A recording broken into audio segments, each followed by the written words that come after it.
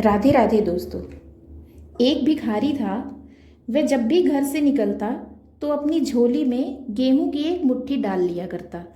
झोली खाली नहीं होनी चाहिए, उस भिखारी की ऐसी सोच थी।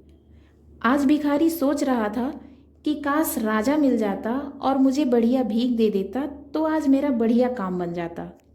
सोच ही रहा था कि राजा की पालकी सामने से आई। राजा पालकी से उतरा। भिखारी ने देखा राजा आ रहा है, शायद मुझे भीख देगा। भिखारी प्रसन्न हुआ। तभी राजा पालकी से उतरा और भिखारी के सामने आ खड़ा हो गया।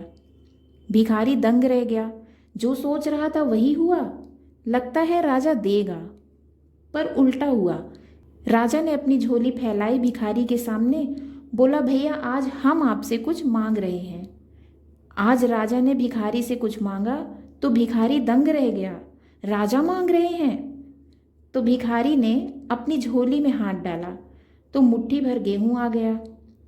तभी भिखारी को लगा, हे भगवान, मुट्ठी भर आया तो पूरा है, जितना था पूरा ही आ गया। अब भिखारी ने सोचा, यदि मैंने सारा दे दिया तो इस राजा को कोई कमी है क्या? तो उस भिखारी ने अपनी मुट्ठी ढीली कर दी, और मुट्ठी ढीली कर दी तो बहुत सारे दाने उसकी झोली में गिर गए। मात्र 8-10 दाने रह गए। तो 8-10 दाने भिखारी ने राजा को दे दिए। ये लो। राजा लेकर चले गए। भिखारी ने पूरे गांव में भीख मांगी। आज उसे बहुत मिला। जब घर लेकर आया, उसने सारा अनाज रखा तो उसने देखा कि उसके अनाजों में कुछ चमक रहा है।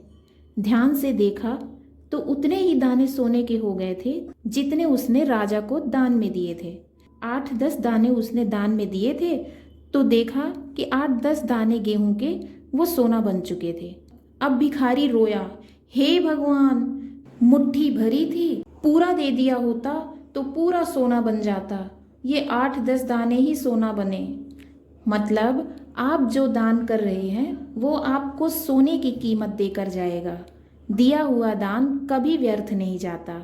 राधे राधे।